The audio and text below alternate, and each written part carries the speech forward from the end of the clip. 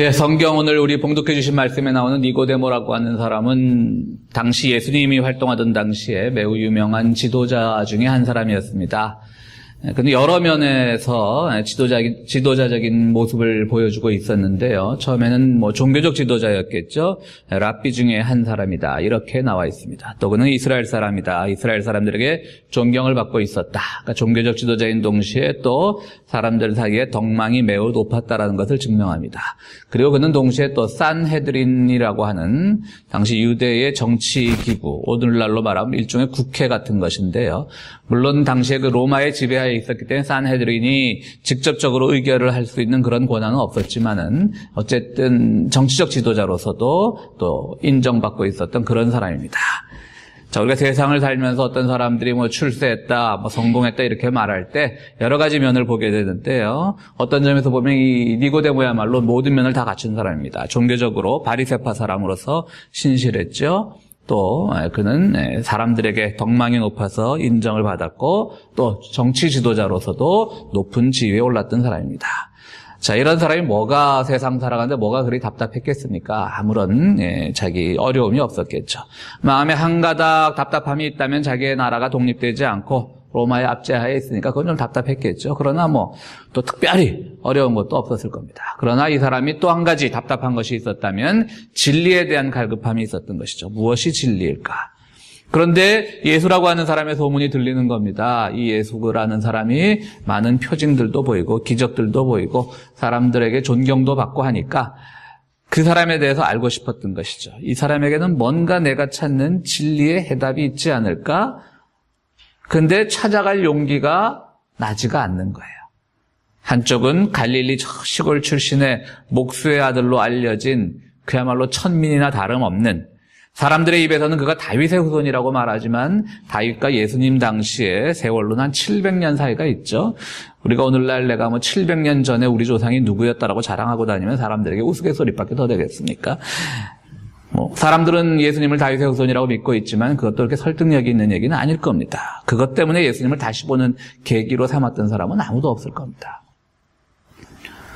그런데 최고의 지도자라고 최고의 존경받는 사람이 예수님에게 어떤 진리, 뭔가 다른 것, 그의 출신 성분과는 상관없이 뭔가 다른 것, 독특한 것이 있으니까 배워보고 싶고 토론을 하고 싶은데 사회적인 안목을 생각하니까 찾아갈 용기가 나지 않는 겁니다.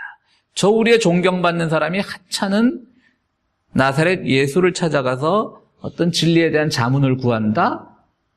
이 세상 사람들이 알면 다 웃을 일이거든요. 그러니까 오늘 말씀해 보면 밤에 몰래 찾아가는 것이죠.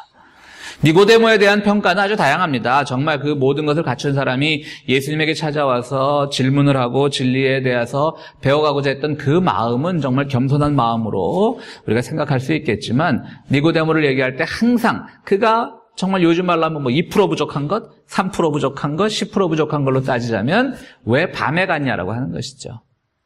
그게 늘 니고데모를 얘기할 때마다 나오는 그의 한계인 겁니다. 진리에 대해서 알고 싶었지만 그 진리의 근원인 예수님을 직접 만날 만한, 사람들 눈앞에서 자신 있게 만날 만한 용기는 없었던 겁니다. 어쨌든 밤에 찾아갑니다. 그래서 예수님에게 얘기를 합니다. 당신의 소문을 많이 들었습니다. 당신이 베풀고 다니는 기적의 이야기도 많이 들었고요.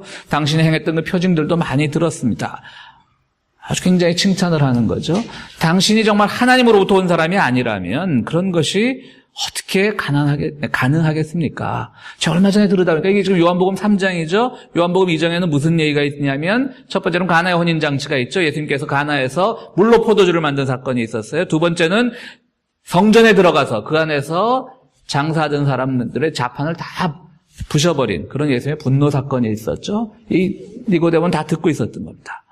어떻게 그런 이 물로 포도주를 만드는 기적이 가능하고 어디서 그런 용기가 나와서 유대의 상징인 성전에 들어가서 그런 것들을 다 뒤엎을 수 있느냐. 정말 놀라운 분입니다. 인정한 것만 해도 대단하죠. 근데 예수님이 뭐라고 대답하십니까? 그게 중요한 게 아니야. 이렇게 대답하는 겁니다. 오늘 본문엔 그런 표현이 직접적으로 나와 있지 않지만 그게 뭐 중요한 건데.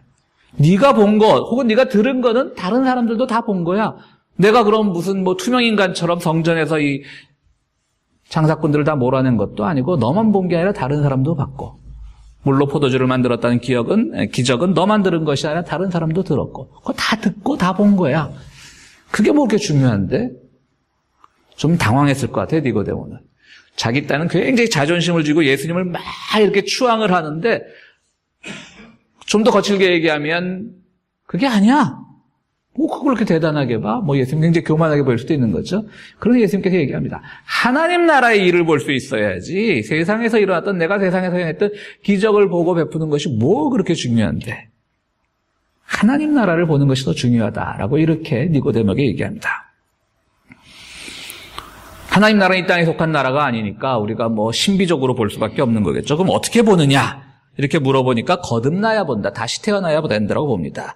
오늘 사는 크리스찬들에게 우리가 거듭나야 된다, 회심해야 된다, 뭐 다시 태어난다 이런 말들은 너무나 우리들에게 익숙한 말이지만 1세기 유대인에게는 거듭난다, 다시 태어난다라는 말이 굉장히 낯설었을 겁니다. 그러니까 너무나 정말 어린아이 같은 질문을 하지만요. 오늘 우리 기준으로 보면 이미 거듭난다, 다시 태어난다 이런 용어에 익숙한 우리들의 기준으로 보면 니고데모의 질문이 굉장히 유치한 것일 수 있지만 그 당시는 굉장히 신선한 질문인 것이고 굉장히 그분은 그 얘기를 들었을 때 충격적이었던 것이죠. 다시 태어난다는 게 뭡니까? 그럼 엄마 뱃속에 들어갔다 다시 나오는 겁니까? 이렇게 물어봤던 거예요. 당연히 있을 수 있는 질문이죠. 다시 태어난다는 말을 처음 들은 사람에게는. 그게 아니다. 거듭난다는 것은 다시 엄마 뱃속에 들어가 다시 태어나는 것이 아니라 결국 자기의 시선을 바꾸는 것이라고 하는 것이죠. 자기의 시각을 바꾸는 것, 보는 방법을 바꾸는 것이라고 얘기하는 겁니다. 그래서 육에서 태어난 것은 육밖에 못 보고 영에서 태어난 건 영으로 보는 거다. 세상에 태어난 것, 네가 지금 나를 존경하기 위해서 내가 행했던 모든 일들을 다 봤지만 그건 결국 이 땅에서 모든 사람들의 눈앞에서 일어났던 일인데 그걸 보고 거기에 감동받고 그건 결국 육의 단계에 머문 거고 하나님 나라의 일을 보기 위해서 네가 영으로 다시 태어난다. 성령으로 다시 태어난다라고 말합니다. 점점 점입가경입니다. 뛰어난 학자였지만 니고데모가 그것을 알아들었겠습니까? 성령으로 태어난다는 건 뭡니까? 자꾸 물어보니까 예수님도 성령으로 태어난다는 것에 좀 이 지성인의 대표격인 이 니고데모를 이성적인 표현으로 설득하기엔 좀 자신이 없었던 것 같아요. 그래서 뭐라고 말씀하시냐면 성령은 마치 바람과 같다. 어디서 오고 어디서 가는지를 모른다. 역시 1세기엔 몰랐겠죠. 요즘은 우리가 뭐 동남풍이고 뭐고 다 일기예보만 봐도 익숙하지만요. 어디서 와서 어디로 부는지 모른다. 성령은 이와 같은 것이다. 그러니까 지금 니고데모와 예수님에는 이거 어떻게 보면요. 굉장히 서로가 인정해주는 같은 이런 아주 좋은 토론 같지만 어찌 보면 굉장히 그냥 불꽃이 튀는 그런 토론이라고 할 수가 있는 겁니다. 니고데모는 그의 학식의 근거로 끊임없이 이성적 질문만을 던지는 겁니다. 다시 태어난다는 건 뭡니까? 생물학적으로 엄마 뱃속에 다시 들어가는 것이 아닙니까? 당신이 행했던 모든 일들을 내가 눈으로 직접 봤습니다. 보이지 않는 하나님의 나라 일을 내가 어떻게 말합니까? 그럼 성령은 무엇입니까? 성령은 바람과 같다. 한 사람은 끊임없이 인간의 생각, 이성으로 뭔가를 탐구하려고 하고 예수님은 끊임없이 네가 가지고 있는 모든 이성과 육적인 판단 기준과 네가 보았던 시각을 통해서 얻었던 모든 경험, 때로는 소문을 들어서 얻었던 모든 이야기들을 극복하지 않고서는 하나님 나라를 볼 수 없다라고 하는 것입니다. 결국 이 토론은 소득이 있었을까요? 없었을까요? 사실은 소득이 아직 없진 않았지만 그렇다고 있었다라고 말할 수 없습니다. 니고데모는 후에 훌륭한 일들을 많이 합니다. 예수님이 재판에 넘겨졌을 때 그나마 니고데모가 나서서 예수님을 변호하려고 애만 썼던 적도 있고요. 나중에 예수님이 십자가에 달리셔서 돌아가셨을 때 그가 가지고 있던 상당 부분의 많은 향유를 예수님의 시신에 바르는데 기증을 할 정도였습니다. 그런데 그분은 딱 그까지였습니다. 결국 그분은 오늘 이 밤에 요한복음 3장의 사건이 일어난 이 밤에 예수님과 불꽃 튀는 토론을 벌였지만 결국은 예수님이 가르쳐준 그 진리를 받아들이지 않고 그냥 그 단계에 머물러 버렸던 겁니다. 뭔가 진리에 대한 갈급함이 있었지만 그가 가지고 있던 그 한계를 벗어나지 못했던 거죠. 그가 가지고 있었던 보는 방법에, 깨닫는 방법에 그것을 변화를 제대로 고백하지 못했던 겁니다.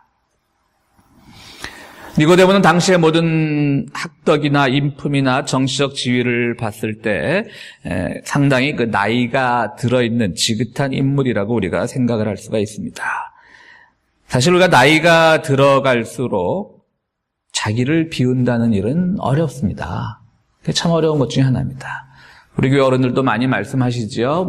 우리 교회 어른들뿐 아니라 다른 곳에서도 이론적으로는 나이를 먹을수록 모든 것을 비우는 삶을 살아야 돼 라고 이론적으로는 말씀들을 많이 하시지만 그게 사실 쉽지 않은 겁니다. 우리 비워야 돼, 잘 것을 버려야 돼, 얼마든지 우리가 말로는 할 수 있지만 그렇게 잘 되지 않는 것이죠. 왜냐하면 나이가 들을수록 뭐가 쌓이냐면요, 경험의 양이 더 축적이 됩니다. 10살 사는 사람보다는 20살 사는 사람이, 20살 사는 사람보다는 30살 사는 사람이 더 많은 경험을 했기 때문에 그 경험이 차곡차곡 쌓이는 거예요.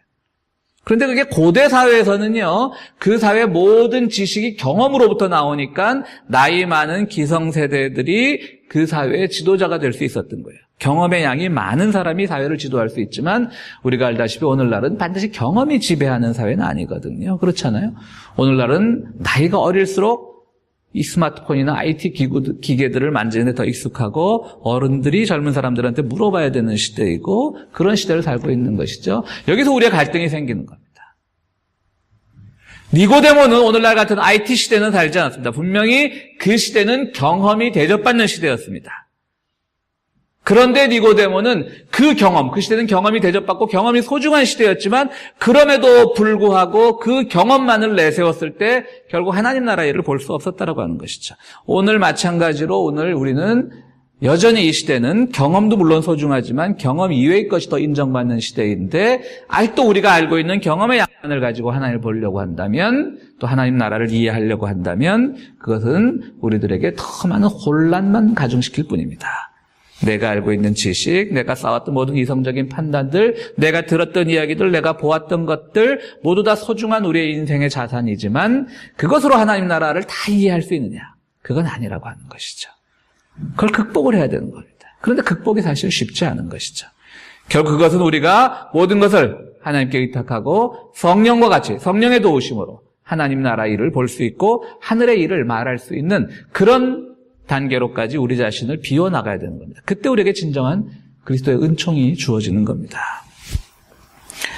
구약 성경에 보면 유대 말기의 왕이었던 히즈기야 왕이 나옵니다.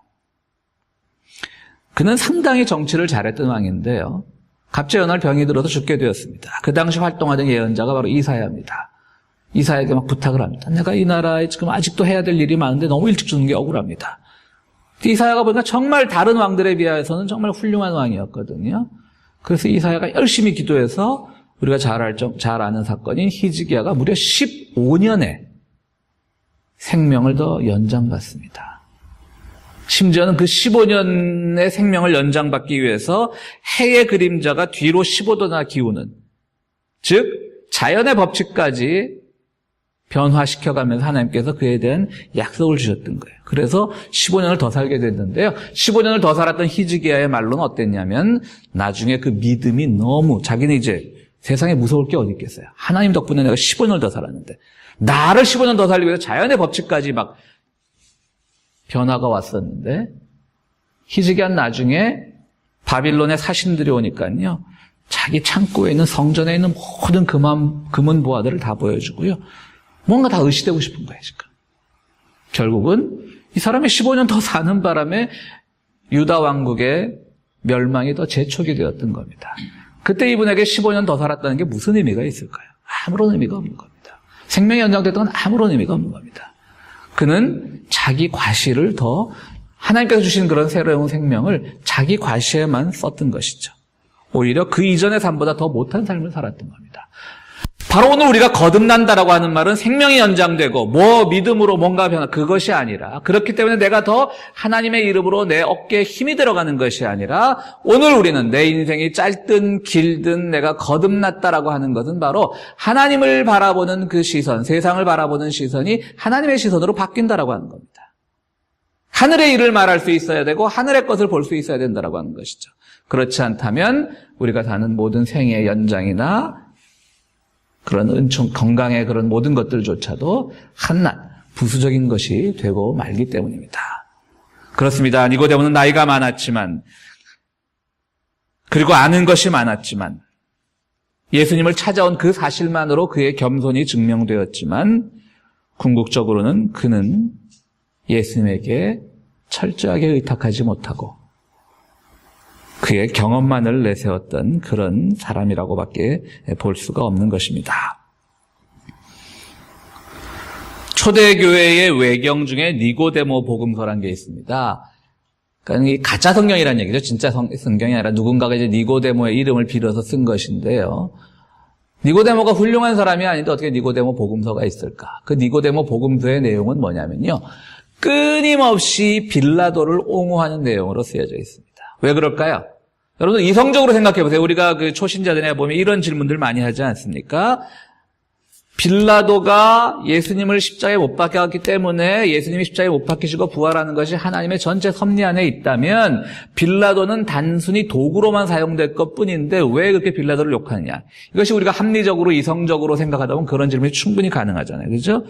도구적으로만 사용됐던 건데 왜 이렇게 빌라도가 정말 역사상 가장 큰 죄인처럼 되느냐. 빌라도가 죽였기 때문에 예수님이 죽었고 그렇기 때문에 부활한 거 아니냐. 빌라도가 없었다면 어떻게 예수님이 죽고 부활하는 사건이 있었냐. 이런 거죠. 어떻게 보면 맞는 얘기라고 할 수 있는 겁니다. 그렇다고 해서 하나님의 섭리 사건에 이용됐다라고 해서 그의 모든 것들이 인정받는 것은 아닌 것이죠. 근데 니고데모 복음서는 뭐냐면요. 바로 그런 논리로 계속 빌라도를 옹호하고 있는 거예요. 뭐죠? 아직도 니고데모라고 하는 사람은 인간의 이성만을 강조하는 사람이란 그런 뜻인 것이죠. 이성적으로 따지면, 합리적으로 따지면 빌라도가 무슨 죄가 있어? 니고데모 복음서는 그리스도의 복음을 전하는 것이 아니라 빌라도의 무죄성만을 옹호하는 그런 내용으로 가득 차 있다고 합니다. 또 중세교회는요, 그 칼빈이 제일 싫어했던, 우리 개혁교회 시조가 되는 칼빈이 제일 싫어했던 니고데모파라고 하는 그 당시 또 일파가 있었습니다. 이게 뭐냐면 이 사람들은 어떤 파냐면요, 이 밤에 찾아갔던, 니고데모가 예수님을 밤에 찾아갔던 그런 것을 빗대어서 자기들의 신앙을 내면적으로 숨기고 겉으로는 드러내지 않고 항상 기회주의적으로 활동하는 사람들이라는 그런 기독교인들을 가리켜서 니고데모파라고 불렀다고 합니다. 16세기 때는요. 그만큼 니고데모는 훌륭한 사람이었지만 그는 이 주님을 만나는데 늘 끝까지 가지 못했던 그런 사람인 겁니다. 그러면서 오늘 니고데모를 통해서 우리가 그럼 무엇을 배워야 되는가? 하늘 일을 말하고 하나님 나라를 볼 수 있는 우리가 되어야 되는데 하나님의 시선을 배울 수 있어야 되는데 그것은 무엇을 말하는가? 우리가 믿음에도요 여러 가지 단계가 있습니다. 우리 니고데모를 통해서 믿음의 단계를 배워볼 수가 있는 겁니다. 우리 길동무회에서도 한 1년 전인가요? 그 마커스 보그의 책을 같이 읽었던 걸로 제가 기억을 나는데요. 그 유명한 미국의 신약학자 마커스 보그는요, 믿음이라는 것을 4가지 단계가 있다고 봅니다. 첫 번째는 뭐냐면 동의하는 믿음. 그러니까 인정하는 믿음이에요.